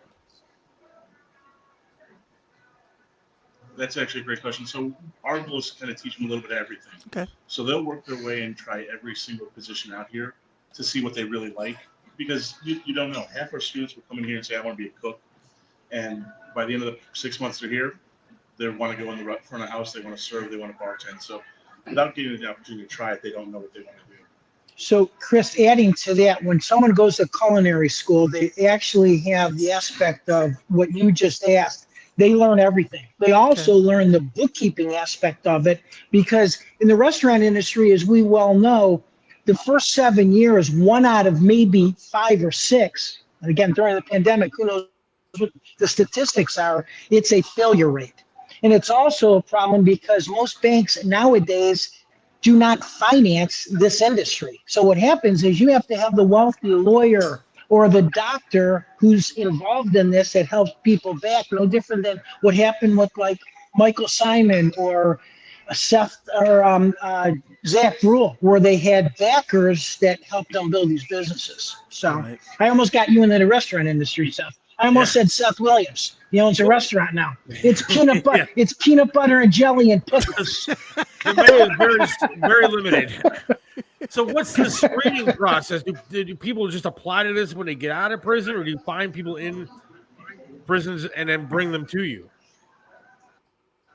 It's a little bit of both. So we do work closely with the Ohio prisons, and then everyone in prison gets this, it's a tablet, and we are on tablets in 60 prisons around the country right now. Okay.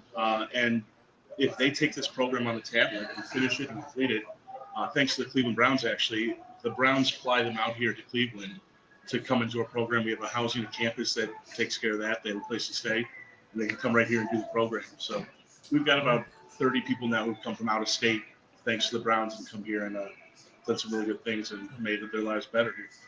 That is cool. Let me ask the obvious but ugly question. How do you get the trust factor to let them work around people and around your register and all that stuff? I mean, you know as well as I do, it's hard to trust people with a perfect resume.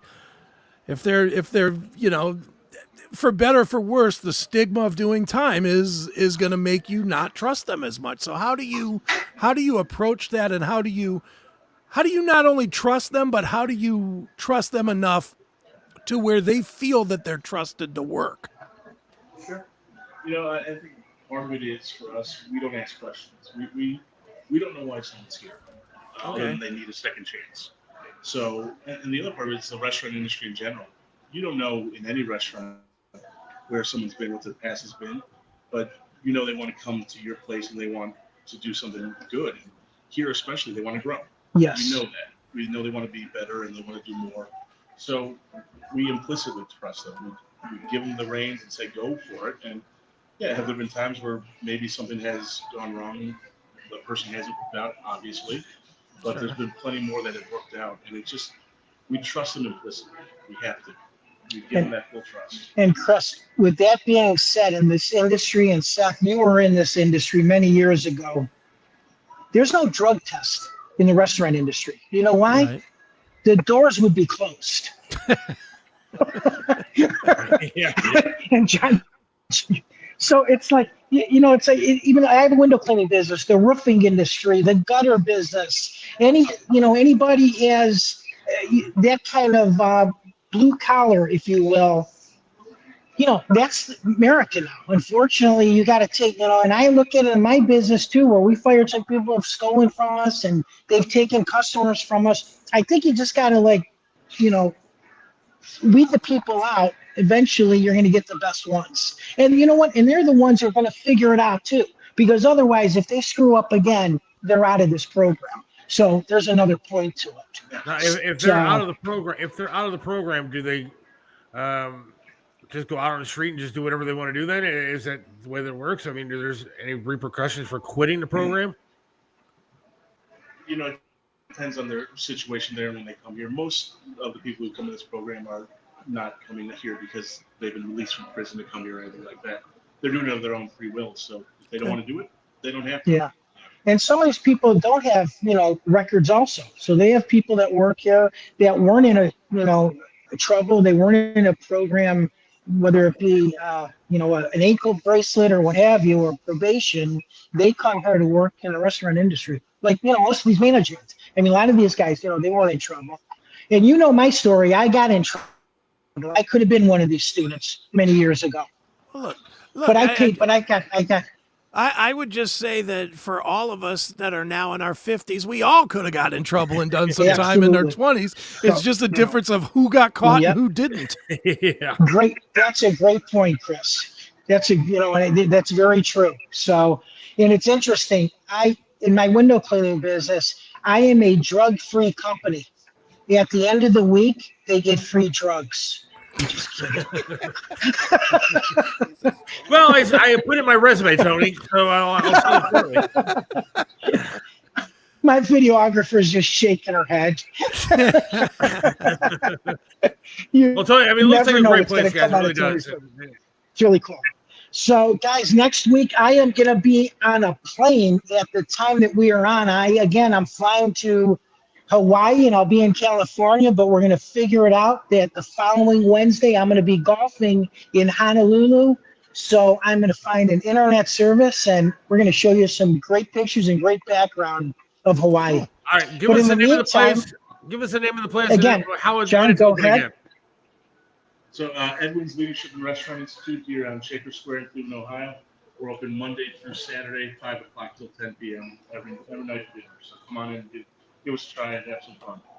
And you got to try the bakery and the butcher shop, which is on Buckeye Road. They're open on every day except Monday and Tuesday. And they have breakfast. They have great bakery and great meats. So I got one more leg to lose, Tony, so I'm going to be hitting the bakery up. there you go. I love you. And guys, as always, you can tune in every Saturday morning on Flashpoint 1490 WERE between 10 o'clock and 11 o'clock with Ed Flash Ference, the iconic broadcaster of Cleveland. Back to you guys in the studio. Tony Musachio reporting live in Shaker Square at Edwin's. Thanks, Tony. Thanks, guys. You're very welcome. Looks like a great place. I was with you, does though. look cool. I was wondering, like, do they get to the restaurant one day and, like, the shades are gone and yeah. Well, silverware's gone and I felt bad asking the question, but it's the question true. you gotta ask. I mean, it's like, dude, I own businesses, and believe me, I'm willing to hire scumbags because I am a scumbag. But that, and I'm not saying that their employees are scumbags. I'm just saying I am. Right. But it's hard to gain trust, especially in business, man. When you're letting people loose with hundreds and thousands of dollars of equipment and monies and all that other stuff, it's really hard to try. I applaud those guys there at Edwin's for absolutely. That's ballsy, man. That's really ballsy, and that's pretty cool to actually give people a second chance. Because let's face it, if people don't have a second chance, what are they going to do? They're going to be the ones that Mayor Bibb is celebrating while taking our guns. Right. I don't know. I think it's a great concept for a restaurant. I would love to check it out. I mean, the food looks a little bit high end for me. Well, it's not like you said. It's not peanut butter and jelly. You probably wouldn't want nothing on the menu. What's escargot, anyways? Snails. Oh, really? I ate snails like as a kid, like literally off the ground. Ew. But they weren't cooked or anything. No, you gotta have them cooked. I was a kid, dude. I was, I was just walking around in a diaper picking up stuff. Well, that was like last Thursday, but whatever. Felt like I was a kid. Right. I'm broke. I know for a fact you weren't eating snails last week. No. Last week it was, well, I'll take a burger. Your hardest decision is, do you want a burger with or without cheese? No, see, I haven't had a burger in a long time. I don't, other than the burgers I cooked on the grill. That was the first burger I had like a year and a half. Right. What do you eat, turkey? I eat all turkey and chicken. Turkey, chicken, no seasoning on it at all? No fish, no burger. No skin? Yeah, well, depends. No, usually no skin. Usually it's just grilled chicken or grilled turkey or turkey slices. Will you eat Kentucky Fried Chicken? Man, that's like the worst stuff ever for you. I know it is, but I'm just asking, will you eat that now, or are you like, no? There's a lot of carbs so I'll probably eat the chicken part, even with the skin, but I won't have the sides like the mashed potatoes or macaroni and cheese and stuff like that anymore. You're more Speaking of which, I'd like to point out a little something here. Okay. We made a little wager on Monday. Yes, regarding the Browns Steelers game. I unfortunately know I have to pay up. And you and I bet a meal of fast food. We did. And looking at the two of us, we probably should have put a cap on the limit of food that we were allowed to order. It might be an 8-piece from right from Kentucky Fried. Have you been to Kentucky Fried Chicken lately? Like an 8-piece meal is like $50 or some crap like that. Yeah, I mean, I get it here sometimes. Me and my son will get it, and then we do get the 8-piece so that we can have it for later too. And yeah, I can tell you how much it is on DoorDash. It's $33. It's $33 with 8 pieces and 2 sides, and then probably $5.99 to ship it, and then whatever you tip, so $8-10 more bucks. So it's like $60. Yeah, that's just insane, man. for chicken. Oh yeah. Yeah, it's dude, everything's that way. You know, it's weird though, because you make that statement, but it ain't that much cheaper if you go to the restaurant than DoorDash, really. It's not. And it really ain't that much cheaper if you go to the grocery store. Dude, I'm not gonna lie. I mean, you know this, and I've said it on the show a couple times, but my wife and I do DoorDash on the side. Yeah. Mm-hmm. Because, you know, it's honestly really good extra money. Sure. But, and I'm not telling people to go do that because I don't want people in my area taking my job. But there are so many people out there that don't tip at all. Yeah. Like, look, they have us going to some neighborhoods that are questionable at times. And then on top of that, there's some neighborhoods that are really, really nice, man. We're talking about homes that I think Shaq lived in one of the neighborhoods we delivered to the other day. Right. And when he was here playing for the Cavs. We're talking $1 million homes. And some of these places are the entrance to a house I went to the other night looked like the entrance to Jurassic Park in the movie. I mean, it was that huge and just grand entrance to get into this big giant house. Doors and all that. Right. Other stuff. Right. And like there's like lights on the side. And I mean, it looked like a movie star would live somewhere like that. Sure. And they get this order of like, had to cost them $30-40 just for the order itself because all this food, blah, blah, blah. Sure. And you look at the thing, $0 tip. $0. Not a tip. dollar. And you sit there and go, who the hell are you? I mean, did you say thanks, LeBron, on your way out the door? Yeah, I mean, our car is literally rattling as we're driving up to this place because my poor wife has something wrong underneath the car that we need to get fixed. Right. And so it's rattling as we're pulling into the driveway of this mansion. And we're turning it off so we're not embarrassed as you're dropping off this food. Right. And this fuck doesn't give us $1. And then you go to some of these, crappy neighborhoods, and you got the same thing. You have enough money to order like really great food, and from nice restaurants. I mean, we got delivered. We did a delivery to like it wasn't a great part of like East Cleveland, God forbid, and it wasn't a good neighborhood. I mean, we're talking bars on the windows, that kind of stuff. We ordered from freaking Bonefish Grill, so that place isn't a cheap place to eat. Yeah, no, not at all. If you have the money to order damn food, you have enough money to tip. Mm-hmm. I've never been poor in my life to the point where I didn't tip somebody when I went to a restaurant or ordered food from someone. Sure. No, I agree. I mean, you always got to tip. I mean, what for you, and not as the DoorDash guy, but just as eating guy, what's your minimum tip that you'll leave? 20% is minimum for me. Oh, you're a percent guy? Yeah. Because I'm a dollar guy. I'm just and I don't know the percentage, but I would not. I would, no matter if I order something very small, something that's like $10, I'm still tipping $5. $5 is my absolute low dollar number. I usually go by percentage, especially when I'm going out to eat or whatever. But I mean, if I go to pick up some food like to go or something like that, I usually do that. I usually leave $5 or whatever. Yeah.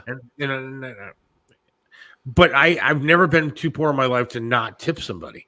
And like, look, tipping is getting out of control. It is. You go everywhere and they want you to tip. You go to a Subway and like, you're no artist. Even though it says sandwich artist, you're not a sandwich artist. No. Your job is literally to give me the food that's sitting right in front of you, and all you got to do is put it on a piece of bread. If you watch a training video to know how to do it, you're not a sandwich artist. You're You're an assembly line guy. And on top of that, you're not in the service industry to the point that you're not already making at least minimum wage doing your job. Mm-hmm. You go to McDonald's, you're making more than minimum wage anymore. Yeah. When you're working. So you're scooping ice cream, you're making at least minimum wage doing what you're doing. I mean, I went to a yogurt place the other day, like frozen yogurt joint, and it's one of these ones where you get your cup, you go to the wall of frozen yogurt, and you pour your own ice cream in there. Then you go to the toppings, you pick which toppings you want, and then you stick it on a scale, and the girl's behind the register just rings it up for you. Okay, and then it asks me, how much do you want to tip? I don't want to tip a damn thing. She's getting paid minimum wage to literally just pour some candy into a bowl when it's gone. You didn't do anything for me. You didn't help me get anything. Yeah. And so what do I have to tip for? So tipping is out of control. But when it comes to stuff like a DoorDash or an Uber Eats or, a pizza delivery driver or anything like that, you got a server at a restaurant, you should pay a tip something. And it's insulting when they don't. I mean, you got the money to do it. Otherwise, you wouldn't be ordering that food. Yeah, you wouldn't be ordering delivery. Because you're already paying 10 extra bucks generally for the delivery by the time you pay the the delivery charge and whatever. Plus, you're paying an extra $4 or $5 for that. So, at a minimum, and I'm talking bare minimum, you should at least double what the delivery fee is. At a barest of bare minimum, you should be embarrassed if you order on DoorDash and it's $4.99 delivery fee and you're not tipping $5. You should be embarrassed. Tom says delivery or dine-in, tip, carry out, no tip. Agree. I agree with that. I never would tip on a carry out. Really? On carry out? I tip all the time on carry out. When you go in and get the food? Yeah. You tip. I'll never do that. No. For what? What are you tipping for? Well, somebody's got to make the food. Somebody's got to bag the food. Somebody's got to give me the extra mayo or whatever. They have to do that all the time anyway. And stuff that, I ask for. I mean, I know they're not getting me a drink or anything like that, but I still tip a few dollars for a carryout order. So if you go into a store, if you went into Burger King and you ordered, give me a double Whopper with cheese, fries, and a Coke, you would feel like you need to. They're doing exactly what you just said. They're making. Look, I'm not saying like a fast food joint. I'm saying if I go to like there's a bar down the street, the Locker Room bar down the street from me. Okay. And we get wings or whatever to go, and we have to go into the restaurant. There's the bartender there, and she gives you the food. I always tip for something like that. So I never do. Well, because but then again, if I go in, I'm usually going to stay. No, we always get our food to go. We never go out to eat and actually stay there. So I'm always getting food to go, and I always tip. I mean, mainly, and maybe it's one of the reasons I do it is because I know I'm going to be a repeat customer. And I don't want them like shitting on my food or something like that. I don't want, that guy didn't tip the last time I was here. I'm going to spit on his stuff. Mm-hmm. And so I like to have that relationship with the people that I used to go to Burger King so much back in the day that as soon as I walked in, they knew to drop 50 nuggets and they knew to give, exactly what I was going to get. It was like Norm going into Cheers, dude. Right. As soon as I walked into Burger King, it was Seth! And everybody would start making my food right away. And it was always fresh.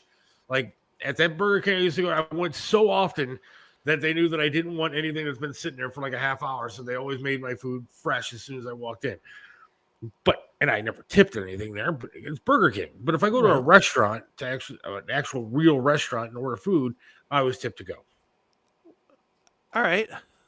I never do. And I'll be honest, I never do because to me, it's all the same. A Burger King or a bar, if you're still ordering a burger, fries, and a burger and fries to go, it's still a burger and fries to go. No matter if you get it from a bar or you get it from a Burger King. Somebody's still making it. Somebody's still packaging it, and somebody's still handing it to you. I talked about you earlier, Michael. We're going to get you on and talk about all these conspiracies, tips to ensure proper service. There is truth to that, though. Yeah. I know, dude, when I used to work at, I better not say what pizza place I used to work. When I used to work at a pizza chain, I'll just leave it that way, doing delivery, the houses that we knew were bad tippers or no tippers, like we had the racks where you would put the runs, and then back then you would grab a tag, you grab the tags, and then you'd grab the pizza and go. When we saw a house that we knew was a shit tipper, we'd open the box up and we'd stick it on the top rack. Sometimes we'd hit the little, it had the lights with the chain on them. So we'd hit the lights a little bit so the dust would get on the pizza and shit. Because we wanted it to be a bad experience for them. The guy that owned the place didn't like this, but But we didn't care. We didn't want to deliver to that house because, why? Why do we want to? Why? And that was back in the 30 minutes or it's free days too. So it was like, why do I want to race across town, risk getting a ticket, and then have you give me a nickel on a $20 order, on a $19.95 order? Here, man, keep it. No, dude, you keep it. Yeah. Did you ever see that movie Waiting? No. Ryan Reynolds. You got to watch that movie. It's hysterical. What's it on? Well, I mean, it's been out for a long time, so you probably find pretty much all the streaming stuff. Okay, I'll look for it. But it's about about a restaurant, and they do talk about some of the shit that goes on in the kitchen and with the wait staff and all that. It's really, really funny movie. I'll have to watch that. I mean, I remember when I worked at Hooters, man, if those girls knew that there was a table that weren't good tippers or whatever from previous experience, those cooks would do whatever those girls wanted us to do to the food. Oh, and, I mean, you got to watch what you do. That's why I like tipping. But it's that rule. It's like there's 3 industries that you don't mess with: cops, doctors, and people that deal with your food. Yeah, man. Those are the 3 that you just kind of. With that. It's like my ex used to do this a lot. It used to drive me nuts. She would send food back. We'd order, we'd be at a steak place or something, and she'd be like, "This isn't the way I wanted it." And I was like, "What are you doing?" Because somebody's throwing that shit on the floor or rubbing their balls on it or something. Somebody's doing anything but taking care of that steak. They're like, I explained it to her once, and she just thought I was crazy. But I told her one time, I said, "Let me explain to you how this works. Your crabby lady that's sending back your steak, they're walking back and they're going, the bitch at table 3 is bitching about her food. The cook is like, you know what? Fuck her. I'm busy. I don't have time for this." And then you were right. Is any of this wrong? You worked in this industry. Oh, yeah. No, you're right. It never was, "Pardon me there, chef, but the fine lady at table 3 wishes for the steak to be cooked a little differently. Oh, let me get right on that away because it's my job to make her happy." That was never said, right? No, that was not said. Not where I worked. Yeah, not where anybody's worked. Like last night, we ordered wings. We got wings from a place, and we got it home, and we were working all night long. We're dead tired, and dude, it was the only thing I had to eat pretty much all day, other than this turkey sandwich I had at 11 o'clock in the morning. I was starving. Yeah. And we get these wings home. I bit into one. I was like, something doesn't seem right here. And it's kind of dark in our place. And so I pulled out my phone. I got my flashlight out, and I'm looking at the wing. And I'm like, man, this looks pretty pink inside right here. And so did all the other ones that I had. And I thought, I'm going to call this place. And I'm going to bitch and moan. And these people would kill me. And then I stopped and I was like, dude, I get food from here all the time. Yeah, no. If I screw with them this time, I may never be able to go back. Yeah. So you threw it in the microwave or in the deep fryer or whatever it was. Honestly, I just threw it in the garbage and I had really? I was gonna say, I would if I and I've done this before, where I'll take a bite or two out of a steak and it's just really not like I like a medium rare. That's kind of my thing is medium, not raw, but But if it comes back a little not cooked enough, I am not sending it back. I'll take a couple bites and I'll be like, yeah, I need to get this to go. And I'll take it home and reheat it at home and then eat it. Yeah. There's no way am I going to send it back because I know what goes on. No way. You know, and then if I'm ordering drinks or something on top of it, what are they going to do? That asshole from table 3 wants a beer. Give me that dirty glass. Right. No, I'm not going to be that guy. I don't mess with the people that are. No. Who would you mess with first? A cop, a doctor, or somebody handling your food? That's a tough call. Probably the doctor. I'm not going to know whether he's lying to me or not. I don't want to go to jail, and I don't want to get sick from food. So I'd probably mess with the doctor. See, I think I would mess with the cop first, just because I think I know the law a little bit better, and they're used to being fucked with. They're used to being abused. Do you really want to mess with the doctor and have him say, oh, no, well, we're going to do an osteopediotomy on you, and you don't know what the hell that is because it's not really a thing. Then you wake up and you're missing 3 fingers and 4 toes. Right. Again, I don't know if the doctor's lying or not. Yeah, you went in for a sore back, right? Came out. I without did. A leg? Came out with no leg. So maybe I should have fucked with that doctor. Yeah, really. Maybe you should have teased him a little bit. Try this. Eating in. Start with acknowledging their name and give them half the tip. And if the service is good, double it. Wow, that's a great idea. Not a bad idea. That's a great. I know a lot of times, especially when I'm at the bar, I will tell them up front. And usually if it's with friends, they'll acknowledge it. I'll tell them I'm a really good tipper, but I don't want to ask one time for a drink. Just keep bringing them. And I'll tell them that, and they will. And if they do that, then I take care of them. But, it has not been unusual for me to tip, $150 on a $300 tip. Yeah, that's crazy. On a bar tab. There was not too long ago, I called up a restaurant. I won't say which one, but I called up a restaurant down in Cuyahoga Falls, actually. And I was ordering food to go. Right. And I was ordering, and this girl couldn't understand a damn thing. It was like I was talking to a 2-year-old. Right. And so finally I just snapped because she couldn't understand anything that I was saying. I was trying to tell her how we wanted our food, what we wanted. And it wasn't that tough, but she couldn't figure it out. Right. And finally I just snapped. I said, do you have a fucking problem? Can you not fucking hear what I'm saying to you? This is what I want. And then I realized my error in judgment and said, forget about it. I got to go. Right. Because what am I going to do now? I already just cussed at the poor girl. Yeah, now you're doomed. I ruined her day, and now there's no way I'm going to pick up food to go. No. Because now every cook is going to take their turn rubbing their nuts all over my food. Exactly and right. So there's zero chance of me getting a good dinner at this point. So I hung up the phone, and now I can never go back because now I'm convinced that they're going to hear my voice and recognize it and then spit all over everything.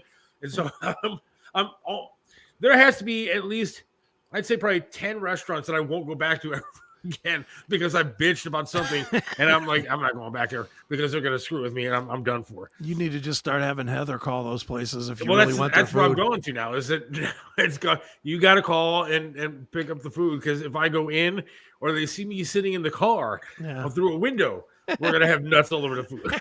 So we have to avoid the nut situation. Please order the food. This is one reason you're hoping that COVID comes back so you can wear a mask and they won't recognize you at these restaurants. My voice will be muffled and they won't recognize my face. I'm here to pick up my wings. Too funny. Some of you guys got to go swear jars overflowing. Yeah, we are swearing a little. All right, so we're going to wrap it up anyways. I want to try to get Flat Earth guy, Pastor Mike on again very soon, talk about all these conspiracies.